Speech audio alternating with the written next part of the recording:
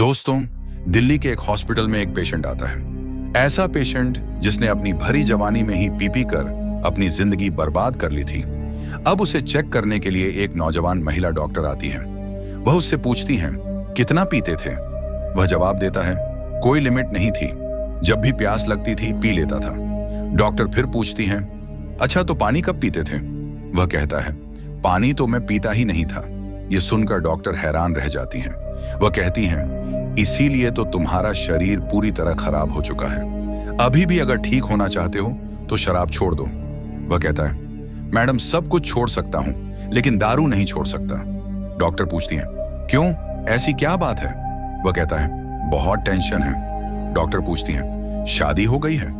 वह कहता है, नहीं शादी नहीं हुई, लेकिन टेंशन बहुत है। अब दोस्तों, डॉक्टर मजाक मजाक में उससे कह देती हैं, अगर तुम दारू छोड़ दोगे तो मैं तुमसे शादी कर लूंगी। यह बात उसके दिल पर लग जाती है, क्योंकि उस समय भी वह हॉस्पिटल में शराब पीकर ही आया हुआ था।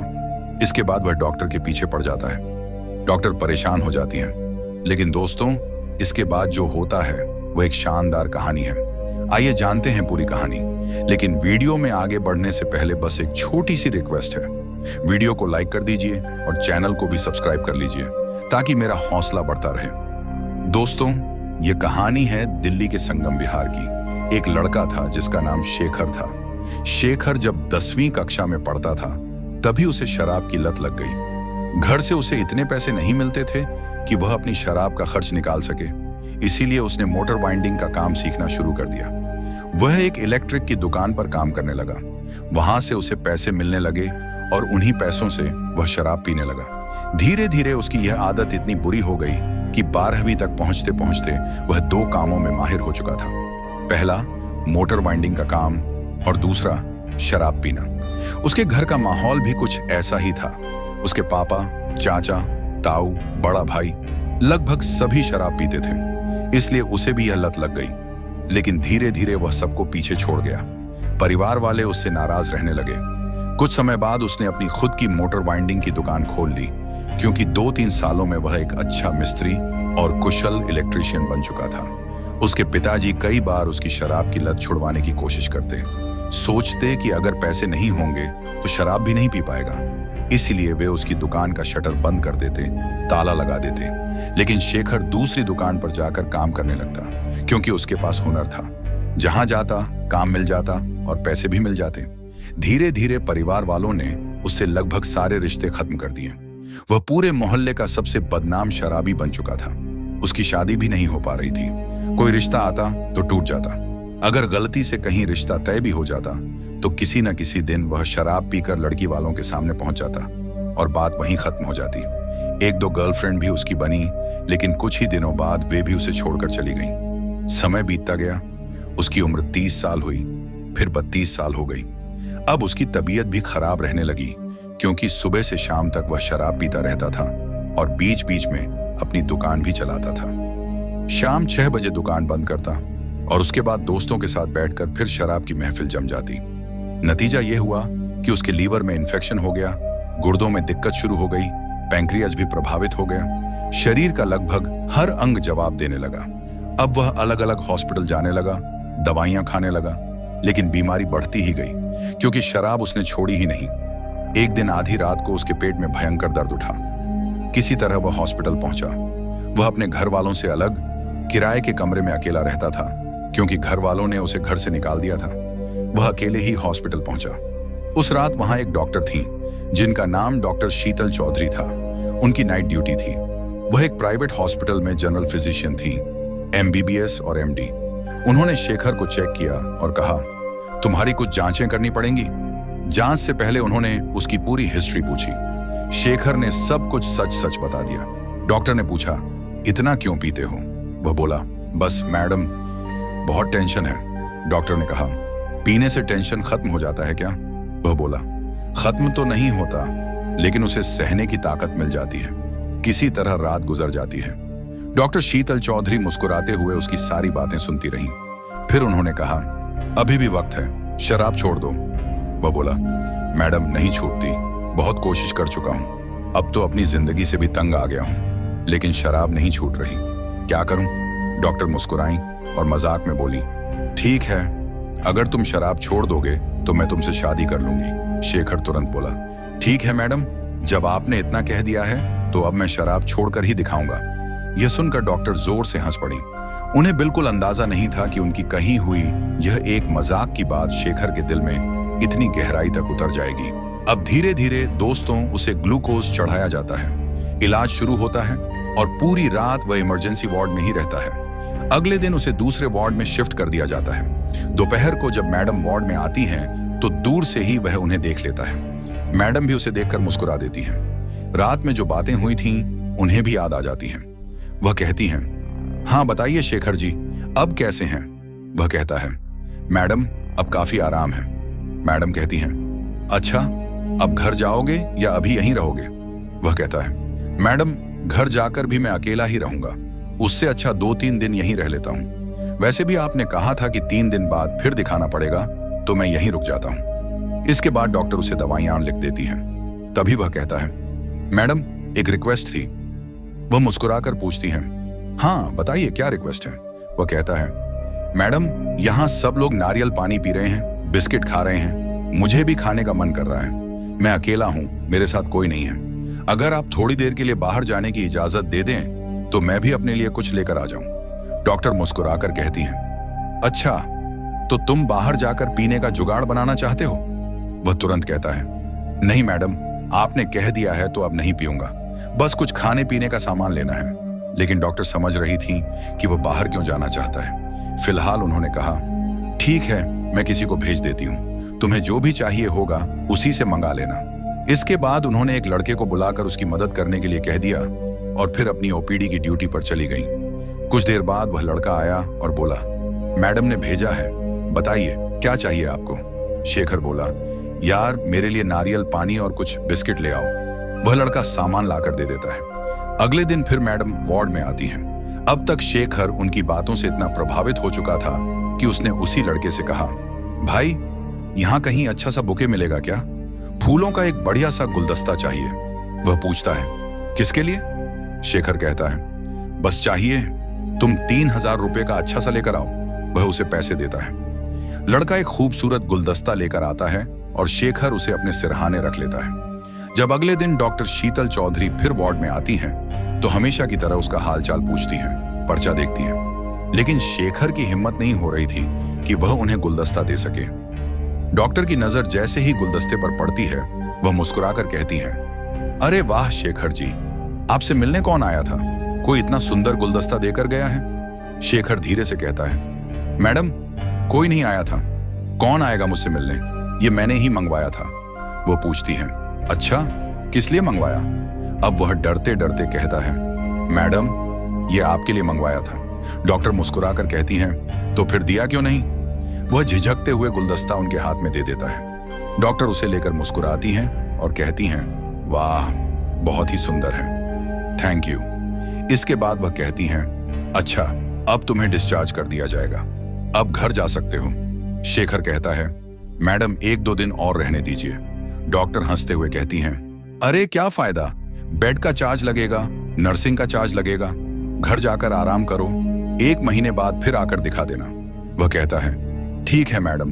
दोस्तों, जहां लोग हॉस्पिटल से जल्दी छुट्टी मिलने का इंतजार करते हैं, वहीं शेखर बहुत ही बेमन से वहां से डिस्चार्ज होता है। मैडम उसे अपना मोबाइल नंबर भी दे देती है। दरअसल 1 दिन पहले ही उन्होंने नंबर देते हुए कहा था, अगर कोई परेशानी हो तो मुझे फोन कर लेना। अब शेखर उनका नंबर लेकर अपने काम पर लौट जाता है। लेकिन दोस्तों, हॉस्पिटल से निकलने के बाद उसकी दुनिया ही बदल जाती है। उसकी पूरी जिंदगी बदलने लगती है। शायद आपको यकीन भी ना हो कि एक इतना बड़ा शराबी इंसान इतने कम समय में इतना बदल सकता है। जैसे ही वह अपने कमरे पर पहुंचता है, उसके दोस्त आ जाते हैं। वे पूछते हैं, अरे भाई कहाँ था इतने दिन? वह कहता है, यार हॉस्पिटल में था। दोस्त कहते हैं, अरे हमें फोन कर देता, हम आ जाते। वह मुस्कुराकर कहता है, कोई बात नहीं, वहां एक बहुत अच्छी डॉक्टर थी, उन्होंने इतना अच्छा इलाज किया कि किसी की जरूरत ही नहीं पड़ी। अब दवा चल रही है, बस ज्यादा पीने की वजह से तबीयत खराब हो गई थी। दोस्त कहते हैं, यार अब थोड़ा कम पिया कर। लेकिन दोस्तों, शेखर मन ही मन फैसला कर चुका था कि अब सिर्फ कम नहीं बल्कि हमेशा के लिए शराब छोड़नी है। उसे यह भी समझ आ गया था कि जब तक वह उसी माहौल में रहेगा, उन्हीं दोस्तों के बीच रहेगा, तब तक शराब नहीं छोड़ पाएगा। इसलिए उसने वहां से रहने की जगह बदलने का फैसला कर लिया। उसके पास पैसों की कोई कमी नहीं थी। वह एक नया 2 BHK फ्लैट बुक कर लेता है। एडवांस देकर कुछ ही दिनों में वहां शिफ्ट हो जाता है। वैसे भी उसके लिए कमाने वाला कोई और नहीं था। न उसकी शादी हुई थी, न कोई और जिम्मेदारी थी। सिर्फ उसकी माँ थी, जिन्हें वह हर महीने 4000 रुपए देकर आता था। माँ उसके भाइयों के साथ रहती थी। पिता का पहले ही देहांत हो चुका था। अब वह नए फ्लैट से अपनी दुकान आने जाने लगा। दुकान पर उसने 2-4 लड़के भी काम पर रखे हुए थे। उसका काम बहुत अच्छा चलता था। सीजन में वह रोज 1500 से 2000 रुपए तक कमा लेता था। मोटर वाइंडिंग के साथ साथ मोटरें भी बेचता था। लेकिन उसकी सबसे बड़ी बदनामी सिर्फ एक वजह से थी, शराब। अब उसने यह सब छोड़ दिया था, क्योंकि उसे जिंदगी बदलने की सबसे बड़ी प्रेरणा मिल चुकी थी। वह अपने काम में लग गया, लेकिन उसके दिल और दिमाग में हर समय सिर्फ एक ही चेहरा रहता था, डॉक्टर शीतल चौधरी का। उनकी कही हुई बातें उसके दिल से निकल ही नहीं रही थी। धीरे धीरे वह धार्मिक भी होने लगा। उसने अपने फ्लैट में एक छोटा सा मंदिर बनवाया और रोज पूजा पाठ करने लगा। जब 15 दिन बीत गए तो उसे डॉक्टर शीतल की बहुत याद आने लगी। उसने सोचा, चलो उन्हें फोन करता हूं। उसने नंबर मिलाया। 2 रिंग गई और वह डर के मारे फोन काट देता है। फिर दोबारा मिलाता है और फिर काट देता है। 2 बार मिस्ड कॉल देखकर करीब 2 मिनट बाद उधर से डॉक्टर शीतल चौधरी का कॉल बैक आ जाता है। वह घबराते हुए फोन उठाता है। डॉक्टर कहती हैं, हेलो, कौन बोल रहे हैं? वह कहता है, मैडम, मैं शेखर बोल रहा हूं, वही आपका पेशेंट। वह मुस्कुराकर कहती हैं, अच्छा शेखर जी, कैसे हैं? फोन कर रहे थे आप? वह कहता है, मैडम, बस ये पूछना था कि मुझे कब आना है। डॉक्टर कहती हैं, आपको बताया तो गया होगा। कब आने के लिए कहा था? वह कहता है, मैडम, 1 महीने बाद आने के लिए कहा था। वह पूछती हैं, अभी कितना समय हुआ? वह कहता है, मैडम, अभी 15 दिन हुए हैं। डॉक्टर कहती हैं, तो फिर समय पूरा होने पर आ जाना। और हाँ, अब भी पी खा तो नहीं रहे हो? वह मुस्कुराकर कहता है, नहीं मैडम, आपने कह दिया था, इसलिए मैंने सब छोड़ दिया है। अब सच में सुधरने की कोशिश कर रहा हूं। डॉक्टर कहती हैं, बहुत अच्छी बात है। और हाँ, आपने जो मुझे फूल दिए थे वे सच में बहुत सुंदर थे। शेखर कहता है, मैडम, आप भी तो बहुत अच्छी हैं। ये सुनकर डॉक्टर हंस पड़ती हैं और कहती हैं, अच्छा चलो, किसी को तो मैं अच्छी लग रही हूं, वरना लोग तो डॉक्टरों को तरह तरह की बातें कहते रहते हैं। शेखर तुरंत कहता है, नहीं मैडम, आप ऐसा मत कहिए। आपने मुझे नई जिंदगी दी है। मैं आपके बारे में ऐसा कभी सोच भी नहीं सकता। डॉक्टर मुस्कुराकर कहती हैं, ठीक है, अब मैं फोन रखती हूं, और हाँ, समय होने पर जरूर आ जाना।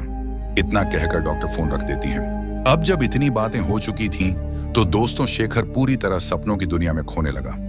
1 महीना पूरा होने के बाद जब दोबारा चेकअप का समय आया, तो वह फिर से एक सुंदर सा गुलदस्ता खरीदकर हॉस्पिटल पहुंचा। पिछली बार मैडम को फूल बहुत पसंद आए थे, इसलिए इस बार भी वह सबसे बढ़िया गुलदस्ता लेकर गया। वह ऐसे तैयार होकर पहुंचा जैसे कोई लड़का पहली बार किसी लड़की को देखने जा रहा हो। बिल्कुल टिप टॉप साफ सुथरे कपड़े पहनकर वह समय से पहले ही हॉस्पिटल पहुंच गया। थोड़ी देर बाद डॉक्टर शीतल अपने चेंबर में आई। शेखर अंदर गया और मुस्कुराते हुए उन्हें फूल भेंट कर दिए। डॉक्टर बहुत खुश हुई। उन्होंने मुस्कुराकर कहा, वाह, बहुत ही सुंदर हैं। बताइए शेखर जी, अब कैसे हैं? शेखर बोला, ठीक हूं मैडम। डॉक्टर ने उसकी दवा की पर्ची देखी। कुछ दवाइयां कम कर दी, कुछ बदल दी और कुछ नई दवाइयां लिख दी। फिर उन्होंने कहा, ठीक है शेखर जी, अब 1 महीने बाद फिर आना, दोबारा जांच होगी। मुझे उम्मीद है कि तुम धीरे धीरे पूरी तरह ठीक हो जाओगे। तुम्हारे लीवर में फैट जमा हो गया है, लेकिन अगर दवा और परहेज ऐसे ही चलता रहा तो 4 से 6 महीने में तुम्हें काफी राहत मिल जाएगी। शेखर ने मुस्कुराकर कहा, ठीक है मैडम। डॉक्टर ने उसकी थोड़ी तारीफ भी कर दी। आज तो बहुत अच्छे लग रहे हो। क्योंकि इस बार शेखर सचमुच बहुत अच्छे से तैयार होकर आया था। लेकिन दोस्तों, हॉस्पिटल से लौटने के बाद शेखर अपने दिल की बात और ज्यादा दिनों तक नहीं रोक पाया। उसने डॉक्टर शीतल को व्हाट्सएप पर एक लंबा मैसेज भेज दिया। उस मैसेज में उसने अपने दिल की सारी बातें लिख दी। मैडम, आप बहुत अच्छी हैं। अगर मेरी शादी आपसे हो गई तो मैं जिंदगी भर आपकी हर बात मानूंगा, उम्र भर आपकी इज्जत करूंगा और खुद को दुनिया का सबसे भाग्यशाली इंसान समझूंगा। उसने अपनी सारी भावनाएं लिखकर मैसेज भेज दिया। डॉक्टर ने वह मैसेज पढ़ भी लिया। हालांकि शेखर ने अंत में यह भी लिखा था, मैडम, जैसा भी जवाब हो कृपया रिप्लाई जरूर दीजिए। लेकिन पूरे दिन कोई जवाब नहीं आया। शेखर बार बार मोबाइल उठाकर व्हाट्सएप देखता रहा, लेकिन रिप्लाई नहीं आया। रात करीब 12 बजे अचानक डॉक्टर शीतल का फोन आया। फोन उठाते ही उसकी घबराहट बढ़ गई। डॉक्टर ने सख्त लहजे में कहा, शेखर, यह क्या मैसेज किया है तुमने? क्या सोचकर भेजा है? शेखर घबरा गया। वह सिर्फ इतना ही कह पाया, सॉरी मैडम। डॉक्टर ने आगे कहा, और तुम्हें मेरे बारे में इतनी सारी बातें किसने बताई? तुम्हें कैसे पता चला कि मैं किसके साथ रहती हूं? मेरी शादी हुई थी या नहीं? मेरी बेटी है, यह सब तुम्हें किसने बताया? दरअसल शेखर ने किसी से पूछताछ करके उनके बारे में काफी जानकारी जुटा ली थी। डॉक्टर शीतल तलाकशुदा थी और उनकी 5 साल की एक बेटी थी जिसका नाम निकिता था। शेखर ने अपने मैसेज में यह भी लिख दिया था कि अगर उनकी शादी हो गई तो वह निकिता को अपनी बेटी की तरह रखेगा। डॉक्टर ने पूछा, यह सब तुम्हें किसने बताया? शेखर फिर बोला, सॉरी मैडम। उसकी बोलती पूरी तरह बंद हो चुकी थी। डॉक्टर बोली, तुमने आखिर यह सब सोच भी कैसे लिया? अगर मुझे शादी ही करनी होगी तो दुनिया में सिर्फ तुम ही नहीं हो। मैं एक डॉक्टर हूं, मेरे लिए बहुत सारे रिश्ते आ सकते हैं, फिर मैं ऐसा क्यों करूं? और उस दिन मैंने जो मजाक में कहा था, तुमने उसे सच मान लिया। क्या तुम हर किसी के साथ ऐसा ही करते हो? अब शेखर के पास सॉरी मैडम कहने के अलावा कोई शब्द नहीं था। वह बोला, नहीं मैडम, मैंने आज तक किसी के साथ ऐसा कभी नहीं किया। डॉक्टर कुछ शांत हुई। उन्होंने कहा, देखो, तुम दिल के अच्छे इंसान हो, मुझे भी तुम अच्छे लगे, इसलिए मैं तुम्हें ज्यादा कुछ नहीं कह रही हूं, लेकिन आगे से ऐसा मत करना। समय पर हॉस्पिटल आकर दिखा देना। इतना कहकर उन्होंने फोन रख दिया। फोन कटते ही शेखर रोने लगा। उसने जो सपना देखा था वह टूटता हुआ महसूस हुआ। धीरे धीरे दिन बीत गए। जिस दिन उसे हॉस्पिटल जाना था उस दिन भी वह नहीं गया। करीब 10 दिन और निकल गए। एक दिन अचानक डॉक्टर शीतल ने खुद उसे फोन किया। उन्होंने पूछा, शेखर जी कैसे हैं? वह बोला, ठीक हूं मैडम। डॉक्टर बोली, क्या बात है? उस दिन मैंने तुम्हें कुछ ज्यादा डांट दिया था क्या, इसलिए हॉस्पिटल नहीं आ रहे? शेखर बोला, नहीं मैडम, आपने कुछ गलत नहीं कहा था, बस काम में थोड़ा व्यस्त था। और एक बार फिर आपसे माफी मांगता हूं, मुझे आपकी किसी बात का बुरा नहीं लगा। डॉक्टर बोली, ठीक है, लेकिन दवा में लापरवाही मत करना। अगर यहां नहीं आना चाहते तो कहीं और इलाज करा लेना, लेकिन मैं चाहूंगी कि तुम यहीं आ जाओ। शेखर बोला, ठीक है मैडम, मैं कल ही आ जाऊंगा। अगले दिन वह हॉस्पिटल पहुंचा। इस बार उसकी हिम्मत नहीं हो रही थी कि वह डॉक्टर की आंखों में आंखें डालकर बात कर सके। वह बिल्कुल साधारण कपड़ों में आया था और इस बार उसके हाथ में कोई फूल भी नहीं था। डॉक्टर उसे देखकर मुस्कुराई। माहौल हल्का करने के लिए उन्होंने मजाक में कहा, क्या बात है शेखर जी, आज फूल नहीं लाए? वह मुस्कुराकर बोला, मैडम, लगा कि आपको बुरा लगेगा इसलिए नहीं लाया। डॉक्टर बोली, अरे नहीं, फूल देने में बुरा मानने जैसी क्या बात है? अगर कोई किसी को फूल देता है तो अच्छा ही लगता है। खैर, कोई बात नहीं। इसके बाद उन्होंने उसकी दवाइयां लिखी और फिर बोली, उस दिन शायद मैंने तुम्हें थोड़ा ज्यादा डांट दिया था, लेकिन सच कहूं, तुम्हारे दिल में मेरे लिए जो सम्मान और अपनापन है वह मुझे अच्छा लगा। बस आगे से किसी के साथ इतनी जल्दी भावनात्मक मत हो जाना। शेखर फिर बोला, सॉरी मैडम। डॉक्टर मुस्कुराई और बोली, कोई बात नहीं, वैसे मुझे तुमसे एक काम था। शेखर ने कहा, जी मैडम, बताइए। डॉक्टर बोली, दरअसल मैं एक फ्लैट खरीद रही हूं, उसके लिए कुछ पैसों की जरूरत है। अगर तुम 5 लाख रुपए का इंतजाम कर दो तो काफी मदद हो जाएगी। शेखर ने तुरंत पूछा, मैडम, आपको कुल कितने पैसों की जरूरत है? उन्होंने कहा, जरूरत तो 15-20 लाख की है, बाकी मैं कहीं और से इंतजाम कर लूंगी। शेखर बिना एक पल सोचे बोला, मैडम, आपको जितने भी पैसे चाहिए आप मुझसे ले लीजिए, किसी और से मांगने की जरूरत नहीं है। डॉक्टर ने हैरानी से पूछा, तुम्हारे पास इतने पैसे हैं? वह बोला, हाँ मैडम, मैं इंतजाम कर दूंगा, कोई दिक्कत नहीं होगी। डॉक्टर उसके जवाब से काफी प्रभावित हो गई। 2-3 दिन के भीतर शेखर ने उन्हें पैसे दे दिए। इसके बाद डॉक्टर उससे सिर्फ एक मरीज की तरह नहीं, बल्कि एक अच्छे इंसान की तरह भी बातचीत करने लगी।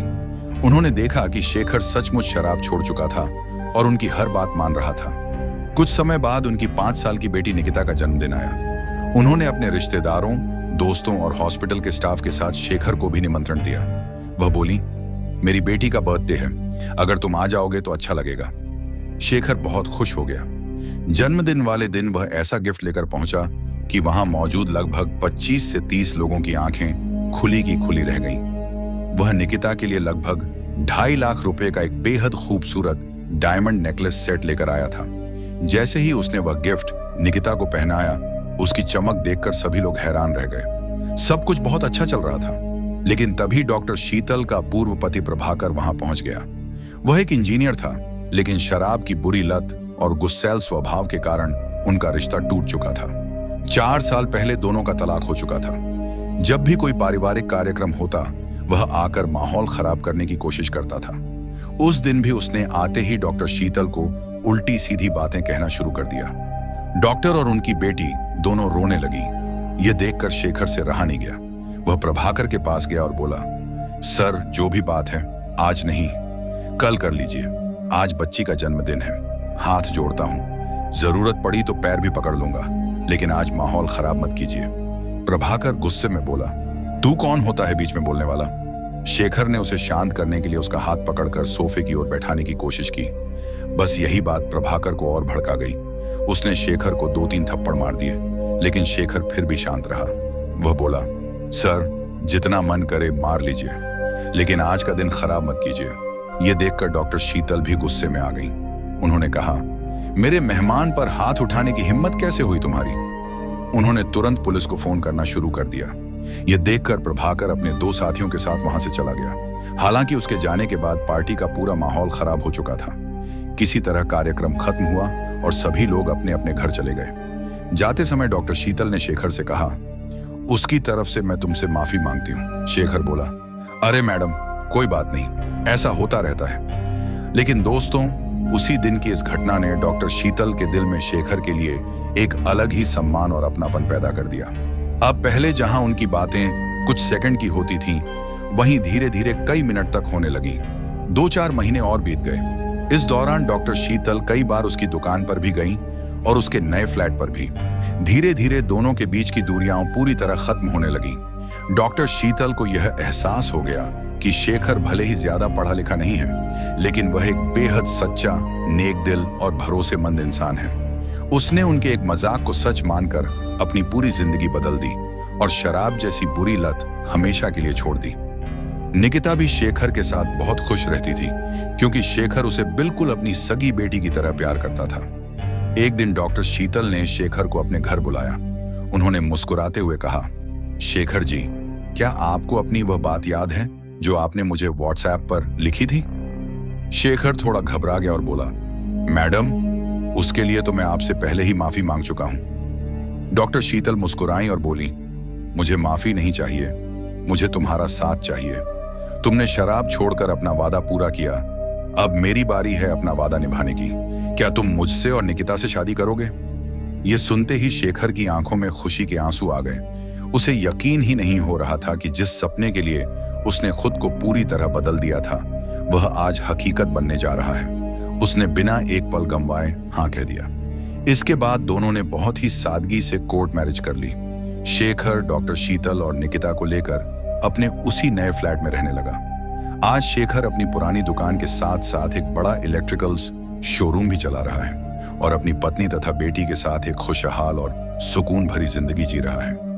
दोस्तों, ये कहानी हमें सिखाती है कि इंसान का सच्चा इरादा, सही मार्गदर्शन और बदलाव की इच्छा उसकी जिंदगी पूरी तरह बदल सकती है। अगर आपको ये कहानी पसंद आई हो तो वीडियो को लाइक और शेयर जरूर करें। ऐसी ही कहानियों के लिए चैनल को सब्सक्राइब करना न भूलें। धन्यवाद।